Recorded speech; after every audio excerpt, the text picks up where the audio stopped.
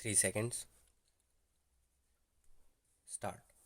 I very much welcome the budget that has been presented by the Honorable Finance Minister. In doing so, I would like to address myself to one important aspect of budget making.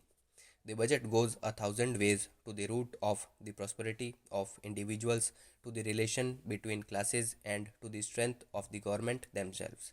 The present budget, apart from the arithmetic of it, must also solve the problems that are facing the country today, and I am certain that we shall go the right way in solving them.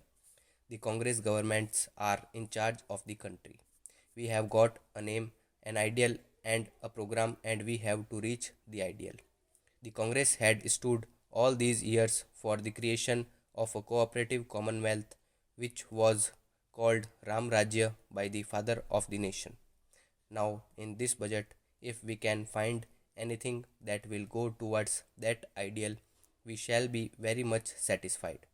The present budget, I feel, is good in one way in that it is establishing a new precedent, that is taxing in order to meet the capital requirements of the country. This is a very important feature to which every well wisher in this country ought to subscribe. The Congress Working Committee sometime last year passed a resolution requesting the Government of India to appoint a National Planning Commission. Its objectives are a just order of society, progressive increase in the standard of living, best utilization of the resources of the country, and regional and national self sufficiency.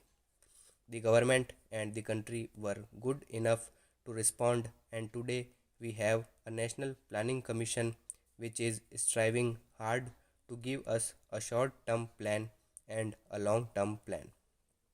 My honorable friend Dr. Mukherjee was bitterly complaining that there is no short term program for the government.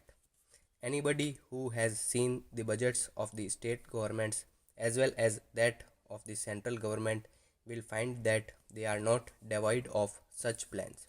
Really, there are a number of schemes which have begun to fructify or which are going to fructify in the very near future, and therefore the complaint that everything has been left to starvation is not correct. Then there is no gainsaying the fact that the country is really in a bad economic situation. Everybody knows it. We know that there is poverty, and that poverty is increasing on account of a number of circumstances, including the pressure of population, which is peculiar not only to our country but to a number of other Asian countries. This is resulting in the falling of the standard of life. There is another difficulty, perhaps due to the historical circumstances, that many of our people are vociferous about their rights and are not at all mindful of their duties. Therefore, if we want to solve the problems that are facing us in the economic field, there are only two things to be done. Firstly, we should take to austerity, and secondly, we should also look to greater production.